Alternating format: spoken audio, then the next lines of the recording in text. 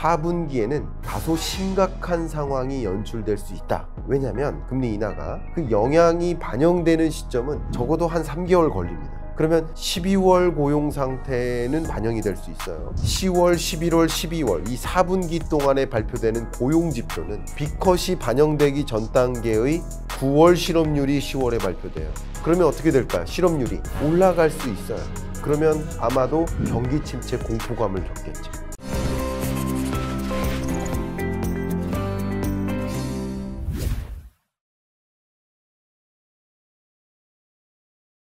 네, 자이언트TV 홍성용 기자입니다. 오늘은 김광석 한국경제산업연구원 경제연구실장님을 모시고 최근에 이제 미국의 금리 인하부터 일본, 중국, 한국까지 한국의 내년도 경제 전망까지 한번 쭉 짚어보겠습니다. 안녕하세요. 안녕하세요. 반갑습니다. 네, 또 오랜만에 모셨습니다. 네, 오랜만에. 또 이제 새 책이 또 나오는데, 네. 이제 피벗의 시대 예. 2025년 경제 전망. 요 책이 나오기 이제 직전이기도 하고, 네. 그리고 이제 또 미국의 금리 인하가 단행되기도 했고, 그래서 네네. 뭐 여러 가지 요런 미래들을 예측하셔서 낸 책이 이제 네. 요 책인데, 이제 뭐 거두절미하고 좀 여쭤보면 미국의 금리 인하가 B컷으로 단행됐습니다. 뭐 네. 이제 올 상반기까지에는 뭐 금리 인하가 없을 것이다라고 이제 이전에 저희 매경 자이언트TV에 오셔서도 예. 얘기를 하셨었는데, 네. 앞으로 미국 금리 인하 시나리오가 좀 어떻게 될까요? 일단 많은 분들이 일종의 기대하시는, 많은 분들이 많이 이제 상상하시는 그 금리 인하 시나리오가 어쩌면 2008년 금융위기 때처럼, 어쩌면 20년 팬데믹 경제 위기 때처럼 대대적으로 금리 인하를 단행하는 뭐 2025년 뭐 상반기 내에 뭐 제로 금리로 찾아가는 그런 종류의 금리 인하를 전망하지 않습니다. 금리는 미국도 미국 연준 중앙은행이 생각하고 있는 중립금리를 약 3% 정도로 보고 있습니다. 높게 보면 3.5% 상단 기준으로. 그러면 지금 5.5에서 5%로 금리를 인하했고, 그리고 26년까지 매우 점진적으로 이렇게 금리를 천천히 인하해 나가는, 그러니까 점진적 금리 인하를 좀 생각해 보시면 좋겠고요. 어쩌면 이제 25년에는 8번의 FOMC 회의가 있잖아요.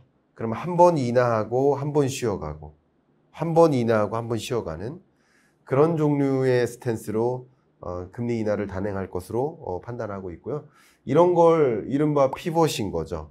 그러니까 경제 위기 상황, 심각한 경기 침체 상황이라고 한다면 대대적인 금리 인하를 단행하겠지만, 그런 상황이 아니라 물가 안정 목표 이뤘으니 그럼 다음 목표를 이루자, 최대 고용을 이루자, 두 가지 맨데이트를 다 우리 도달해 보자 하는 의지로서 금리를 정상화해 보자.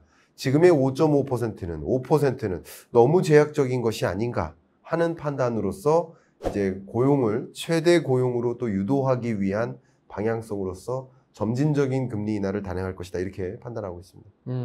그래서 책 제목도 피벗의 시대. 그렇습니다. 네, 그렇죠. 네.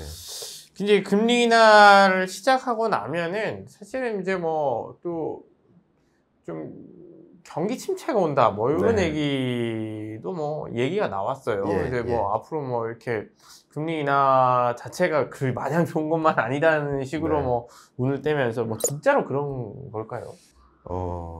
진짜로 그렇지는 않습니다. 그러니까 많은 사람들이 일종의 과잉 공포감을 갖고 있어요. 그래서 가장 비유적으로 설명드리기 좋은 표현이 이런 거죠. 비 오면 우산 쓴단 말이에요. 비 오면 우산 써요. 비와 우산은 같이 따라다니는 거예요. 비가 옵니다. 우산 준비하시죠. 근데 반대로 우산 준비하면 비 옵니까? 이게 같이 따라다니는 상관관계가 있는 건 맞지만 인과관계를 봤을 때 뭐가 선행인지를 판단해야 되는데, 경제위기 왔었기 때문에 금리 인하를 대대적으로 단행했었던 것이지 금리 인하를 했기 때문에 경제위기 오는 것은 아닙니다. 그래서 뭐 그동안의 금리 인하 시나리오들을 보고 역사적으로 금리 인하 했을 때마다 경제위기나 심각한 경기 침체가 찾아온 경우가 많았다. 100%는 아니지만. 그러니까 이번에도 금리 인하했으니 경기 침체, 심각한 경기 침체 올 가능성이 높다라는 식으로 진단하는 것은 상당히 이 통화정책의 메커니즘에서는 어긋난 그런 판단이 아닌가 저는 의견을 드리고 있고요. 그래서 2008년 금융위기 때도 역시 미국 경제가 마이너스 2.6% 역성장합니다. 경제위기 맞죠? 그 경제위기 상황에서 경기를 부양시키고자 경기 부양책으로서 금리 인하를 대대적으로 단행했었던 것이죠. 2020년 팬데믹 경제 위기 때도 마찬가지 팬데믹 경제 위기가 찾아왔고 경기를 부양시키기 위한 노력으로서 통화정책 기조를 적극적으로 제로금리로 내리는 그런 통화정책을 도입했었던 것이죠. 그러니까 경제위기가 금리 인하 때문에 온 것이 아니라 경제위기 온 이후에 그것을 극복시키기 위해서 금리 인하를 단행한 것이고 실제 세계 경제가 경제위기 왔었을 때마다 이렇게 움푹 패이는 역성장 마이너스 2.6% 글로벌 금융위기 마이너스 2.2% 팬데믹 경제위기 미국 경제 중심으로 이렇게 경제위기 왔지만 다시 또 제자리를 향해서 빠른 속도로 돌아가는 V자의 모습을 그리는 배경 중에 하나도 통화정책을 경기 부양책을 대대적으로 단행했기 때문입니다. 다만 그 이후 부작용은 있죠. 부작용은 당연히 주가 버블 혹은 자산가치의 급등 이런 양상들은 부작용으로 초래될 수 있겠죠.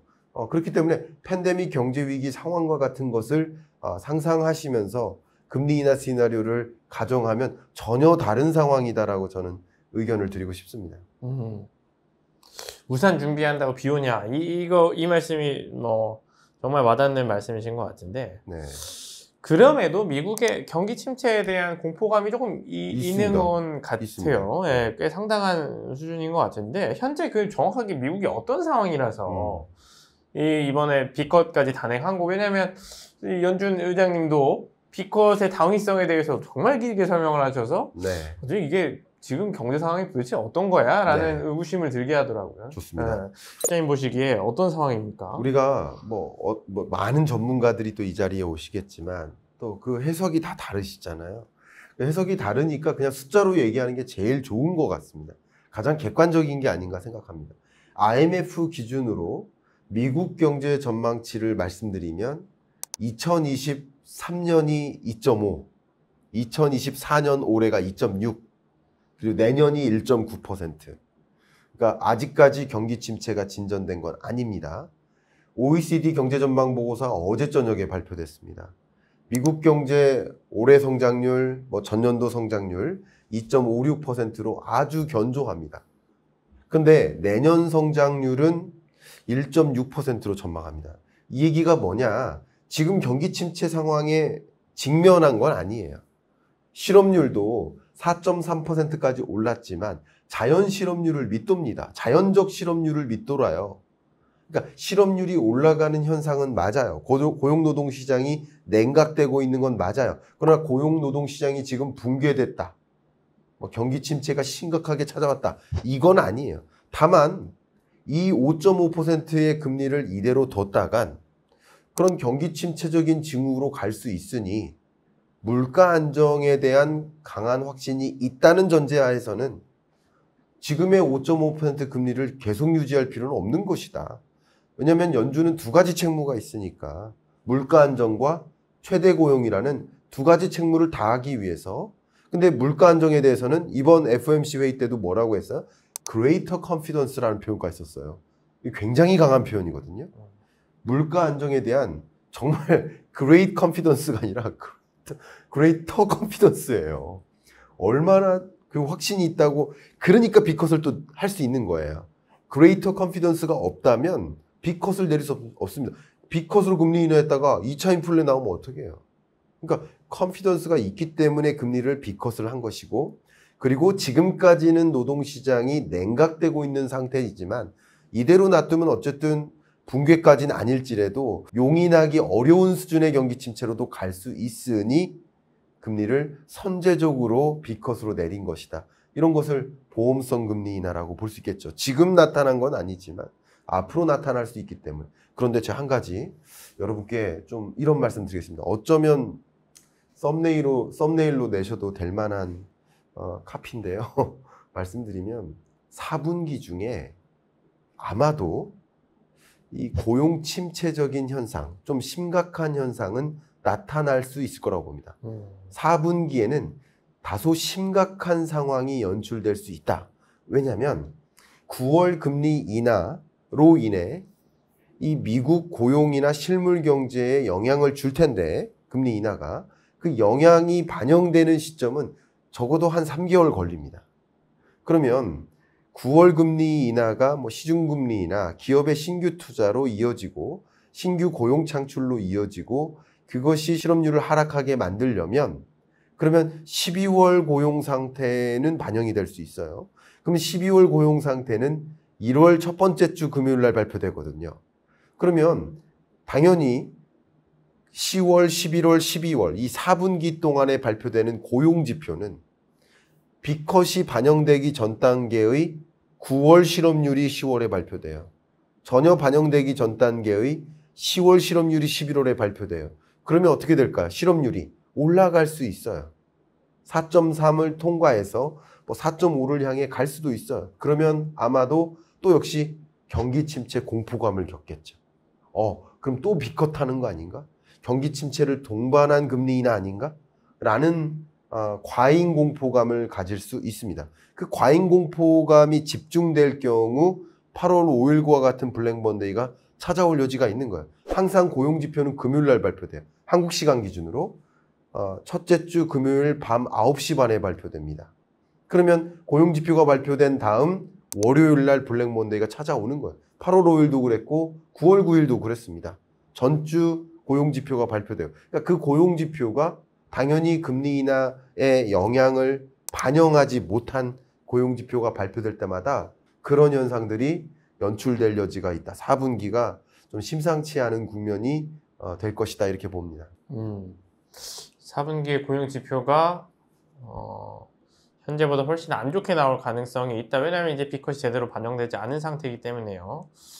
그러면 또다시 이제 블랙 먼데이가 나올 가능성이 있다. 하지만 뭐 자라보고 놀란 것 같으면 소뚜껑 보고 놀라지 말라라는 말씀까지 덧붙여 주셨습니다. 제가 이 말씀을 왜 드리냐면요. 여러분이 심각한 경제 위기 온다, 경제 위기 온다, 혹은 심각한 경기 침체 온다 라고 시나리오를 가정하고 이런 뭔가 주가 조정을 판단한다면 의사결정은 뭐여야 돼요? 같이 팔아야 되는 거예요. 근데 심각한 경기 침체까지는 아닌 소프트 랜딩에 해당되는, 연착륙에 해당되는 경기 침체다 라고 미국 경제를 가정한다면 이렇게 주가 조정이 되는 국면이 올 때마다 오히려 매수의 기회로 판단하겠죠.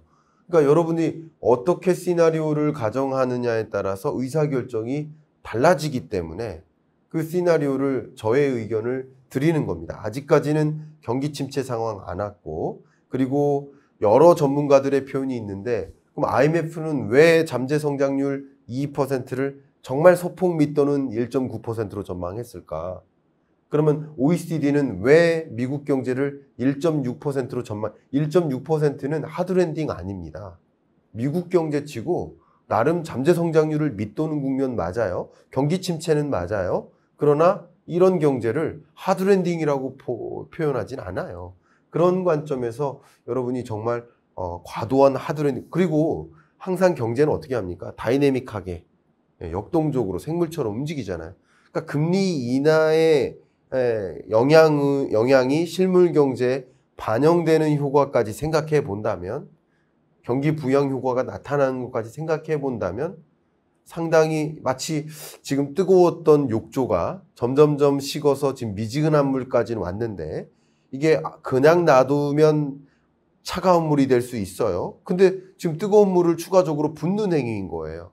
과연 차가워질까라고 생각해 볼 필요가 있어요. 제가 어제 OECD 경제전망 보고서를 보면서 굉장히 인상적인 표현을 봤습니다. 부제예요, 부제. OECD 경제전망 보고서의 부제인데 그 보고서 표지가 그 사이클 타는 자전거, 사이클 타는 선수들이 코너링을 하고 있어요. 그 부제가 뭐냐면 turning the corner예요. 이 코너를 돌고 있다. 이게 무슨 뜻이냐면 위험한 구간, 고비를 지나고 있다. 이건 두 가지 중의적인 표현이죠. 지금 고비에 놓여 있다는 표현도 돼요. 위험한 구간을 지나고 있다고도 돼요. 근데 위험한 구간에 우리가 예의주시해야 될 변수들이 있어요. 엔캐리 청산이라든가 중국의 미국 국채 보유 규모 축소, 이런 어떤 위험한 요인, 또 과도한 경기 침체로 전개될까 하는 우려감, 이런 코너링을 돌 때 우당탕탕 하거나 자칫 잘못했다가는 쓰러지는 일이 있을 수도 있지만, 이제 금리 인하를 적극적으로 단행하고 물가 상승률이 목표 물가 수준에 근접하게 돌아오고 있는 국면에서 이제는 그런 위험 요인만 잘 극복한다면 이제 직선도로다, 적극적으로 활주할 시점이다 라고 표현하는 굉장히 중의적인 표현이에요. 저는 이렇게 저도 OECD의 이 국제기구의 전망을 가지고 여러분께 전달을 해드리고 싶은 마음입니다. 터닝 더 코너. 두 가지 여러 문제가 뭐 산적해 있는 문제들이 있고 지나고 있을 수도 있고, 네. 아니면 지금 굉장히 위험한 구간일 수도 있고. 네. 또 이제 하지만 이제 그 실장님은 아직 그렇게 심각한 경기 침체 위기 상황은 아니다라는 전망을 해주셨고요.